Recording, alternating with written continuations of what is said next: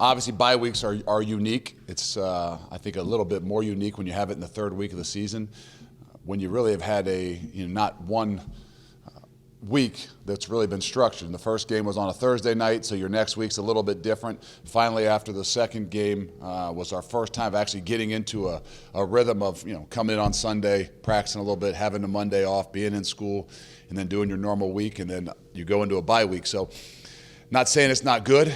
You gave us some opportunities maybe to get some guys a little bit healed up that have been banged up since camp, but I think that getting into a rhythm is really important.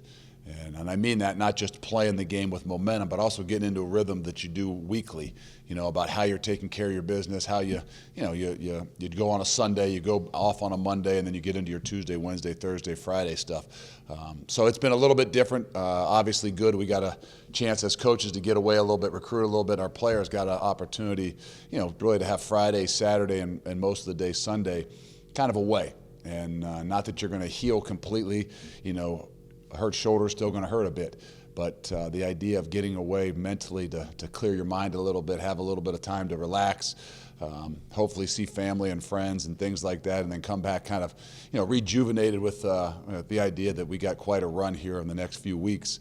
Some really, really good football teams. So opportunity for us now to get back into the swing of things of a normal Tuesday, Wednesday, Thursday, so you can ask your questions. We can figure out in some way, some shape or form the guys that will practice on Tuesday. We don't always have that for you at times, but for our guys, for us as coaches to get back into this routine, we're excited about.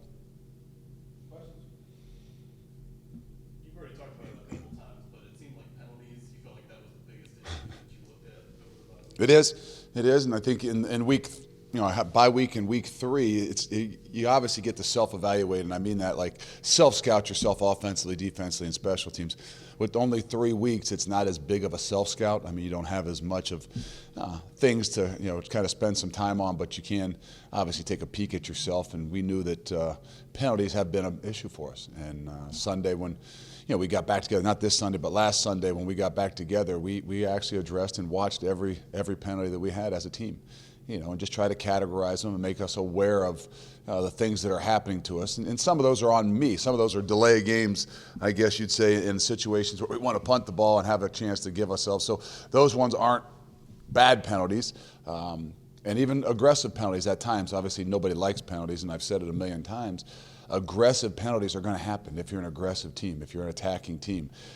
The undisciplined ones, the ones that happen pre-snap, post-snap, things that really, that we got to make sure we do a better job of is, where we've taken a peek at it and addressed it, and ultimately you got to see it happen on Saturday. In terms of offensive line play, what was the focus on that this week to kind of get that group maybe a little bit more cohesive and try to get things moving in the right direction? Well, it's just work. And it's just work. It's working together. It's, time spent. I think that was really good for us in the bye week. You got guys that are dinged up and you got guys that are nicked up. Kind of like through camp when you're trying to find the combination of guys. It's a unique position, and I mean that in a sense where we say we want to be able to play 22 guys on offense, or you're playing 8, 9 defensive linemen.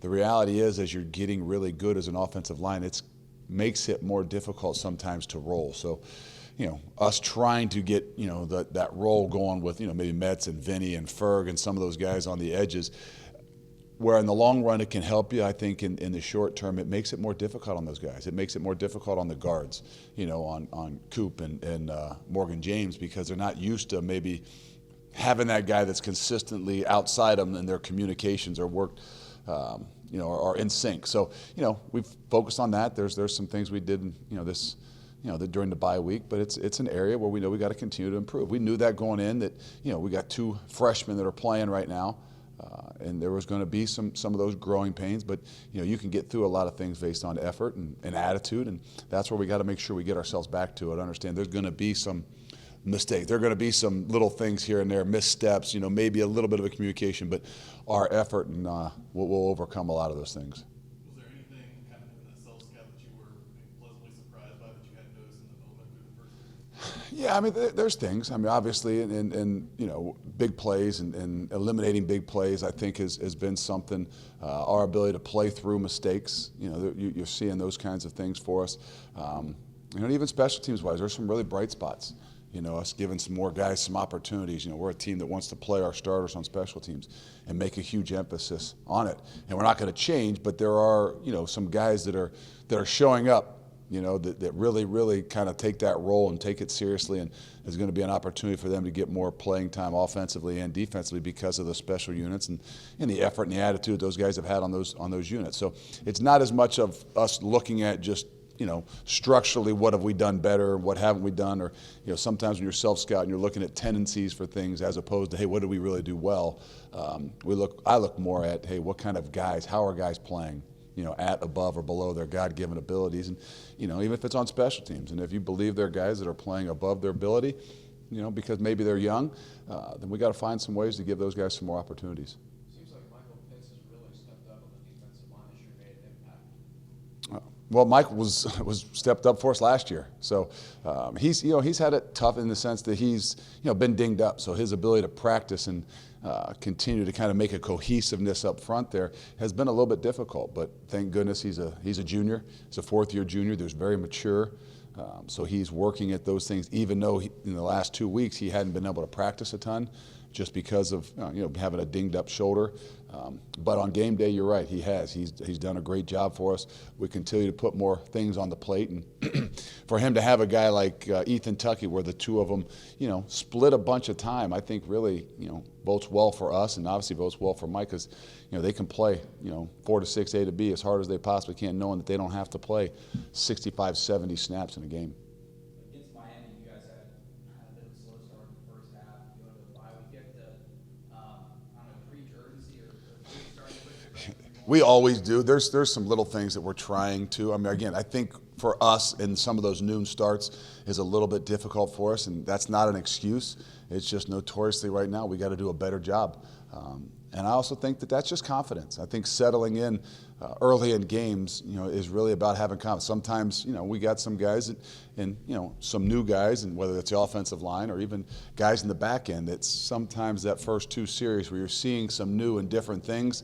You know, you got to be able to react and respond a little bit quicker. And I think maybe that's where we see some of our youth, because every week, especially this week, off of Marshall having a bye, you're going to see some different and new things in the first 2 series, and how you react and respond to them, you know, really is how you start that first quarter. With the bye week coming this early, was there a chance to get some guys maybe back on the field that we haven't seen since camp? We hope so. We hope so. Today will be a big day to see. You know, and there's a few guys that are still right there in the mix, whether it's Malik Moj and Arquan Bush and Jared Dokes, who's been out for a few weeks. Those guys are hoping that, you know, that could be probable. But we got to see it on Tuesday and Wednesday, because the last thing we want to do, it's a long season, is put guys out there that, you know, are going to put themselves in harm's way, thinking about, hey, we just need this guy right now. Really, we need to make sure that they're going to be okay and they can perform and they can practice to put themselves out there to be able to, you know, play fast and be confident in what they're doing. Is the short week next week, does that creep into that thought process? I don't want those guys thinking anything about that. You know, that's a little bit on our plates as a coaching staff, but still right now on a Tuesday, we're focused in on one thing. We've got a schedule. We'll get to that after we get through and finish this one, but, you know, it's hard to start thinking about things in advance. I know that, you know, you got a plan.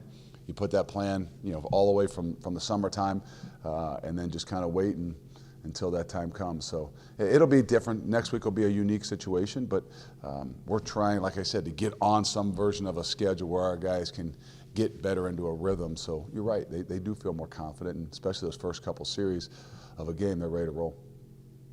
Having a few games and a little bit of a break, how do you feel first-year coaches Will Brown have done? Really, we evaluate our guys, you know, our coaches, on their players, you know, and it's not like we sit back here and say, hey, this guy's done a great job because, you know, his guy has 8 touchdowns, or, you know, they have 17 sacks or something like that. The reality is how's your unit play together? You know, how are those guys performing? And sometimes it's hard because, you know, I know that, you know, maybe some guys expected to, you know, to have more catches or more touchdowns, and then the reality is you just got to kind of break it down and say, hey, how are those guys working together? Are they having value on special teams? Is that unit strong? Is that their ability to play above their talent levels? And I think 3 weeks is not one time to show. I think we've done a really good job off it, obviously up front with subbing guys and have a good mix. I don't think maybe the wide receivers have had as many opportunities for guys like you to see them catch some balls and some touchdowns that maybe we thought they might have had. But there's a lot of other things that we're asking those guys to do that that add value to our to the offense, mainly blocking some situations like that. But again, it's all about getting better, and I think that those guys are in a good place. They believe in what it is we're doing. I mean that as coaches. That's going to show up as we continue to go down the season. Look, every game you've played so far had just kind of a natural buzz storyline to it, whether it's UCLA, Ohio State, and Miami. This is the first one that they have that kind of just natural buzz about it. What makes it your forward? Well, I mean, we got a stretch here that I would tell you the next 3 weeks. I'm not saying anything against. I can think like 3 weeks in a row. That's about it. And for us, it's three of probably the more talented teams that we'll face the rest of the year. And I'm just saying strictly on talent alone. These 18 to 22ers don't need some buzz. They don't, maybe read all the stories and things like that. I think most importantly, like we said, like a rival, it's about respect. If they don't know anything about Marshall, all they got to do is pop on the film from 2 years ago. And if you need a storyline, take a look at that one, because we didn't do very well, and they put it to us, And I think for our guys to realize, what kind of atmosphere that they're going to walk into is a storyline in itself. Maybe there's not some connection that we can tie together in the media to make something of it. Of hey, well, Coach Fick and Doc, or the history of UC and Marshall. You know what? I think the reality is, what we look at, and especially me, is what's 18 to 22-year-olds. What are they thinking? And I just want to make sure they understand, what kind of atmosphere they're going to walk into and what kind of team that they can expect. And it doesn't take much to take a peek at 2 years ago for those guys to create their own storyline, because that's what's important to us. Well, was there anything you noticed 2 years ago that you can change or improve on going forward? They had some really good athletes, and they probably across the board might have been better in athletes around the field. So I don't know that there's any one thing that we can pick other than you better make sure you know what kind of team you're going to face. This is a team that's never going to be intimidated, especially at home. They're going to play their butts off. It's going to be an incredible electric atmosphere. The things from you watching from 2 years ago, they got a new defensive coordinator, they got a new offensive coordinator. But it's still the same team. The head coach has been there for 10 years, and that's why they've been so successful. So what you're going to see is really just looking at what kind of effort you're going to get, what kind of emphasis you're going to get. You're going to see their starters on special teams. You're going to see them make an impact in those areas. And to me, that's what you're not specific plays, specific guys. I mean, there's still some guys that are offensive line-wise that are back from that year, but it's more about what kind of effort to expect, what kind of a culture and a crew to expect. Did you see the news yesterday out of Houston about the Eric Keaton redshirting? I think Kaz came up to tell me something, and I might have actually got a little bit upset at you, Kaz, and kind of, what the heck we talking about this? I apologize, but I don't, unfortunately, pay attention to a lot of the news.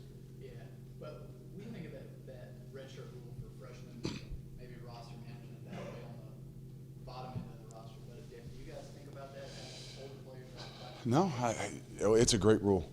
It's a great rule for young guys. Maybe it's a great rule for older guys too.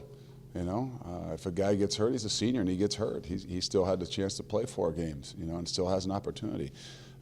I think for every team and every program, it's used in different ways, and maybe it's used for individuals to do what's best for themselves as well. And you know what? The rules are in place to, for the student athletes, and I think most importantly for them. And however it's being used, I think within your programs is what's important to you.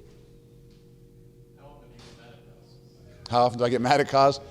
Not as often, unless he's talking about something, that's 2 weeks in advance or 3 weeks in advance. If it's within that week, then I'm good. Anything we start to bring up that's a couple weeks down the road, I don't usually handle as well. Speaking of this week, how important is it to keep these guys focused and not look ahead to what's the UCF game? That's not something we got to worry about. I really don't believe that. You know, if they don't, that's kind of what we're talking about. We don't need a storyline. All you got to do is pop on the film, you know, and we could always say that, you know, 18 to 22-year-olds need things to focus on. Well, that's our storyline. I don't worry about thinking ahead, you know. Like you said, you ask about, hey, you got a different week the following week because you play on. Haven't thought about it since the summer when we put a plan in place. And we won't think about it till maybe 8 o'clock on Saturday. Looking at Marshall, what kind of challenges do they present? I know they got a big offensive line. I think they're good front seven defensively. What are you looking for from them in terms of what they bring? They are a very, very good football team. I think it starts with their ability to run the football and their ability to stop the run, you know, and they're built that way. Up front, defensively, pretty darn good, you know, and they're going to mix some things up with how they insert safeties and make it difficult on you, you know, not just because they got maybe more hats than you can block, but you don't know where they're going to insert at. So they do a really good job there. And then offensively, you know, they've got talent. The offensive line is a veteran group, big, physical, got a couple backs, but they were going to find a way to run the football and keep you honest with a lot of the athletes they have on the outside. So I think for them it starts really up front. And it starts running the football and stopping the run. And I think everything offensively builds off of that, and for them as well defensively. And, you know, it's a lot of who we want to be. We want to start with the guys up front, meaning O-line and D-line. And that's where I look in the mirror and I say, this is a kind of a good image of, you know, what it is that we want to continue to build. And I think that's why you look at what they've done. And Doc being there for, I think, 10 years, or this is 10th or 11th year, when you look at guys that have a program, and I mean a program, not just, you know, guys that go up and down and guys take a job and they take off if they get an opportunity, but guys that build programs, you do it the right way. And I think that that's the one thing I stress to our guys, not a storyline, but pop on the special teams, pop on those, and take a peek at those guys up front, and you realize they've done a heck of a job. Anyone extra have access to Facebook Watch? How much of that? I'll be in Huntington for 5 o'clock on Saturday, so I don't think I'll have to worry about getting on Facebook Watch and figuring out how to do it. That's what I leave to cause to make sure everybody else knows how to work those things. So maybe you can call home for me and make sure if my wife and family can't figure it out that they don't ask me.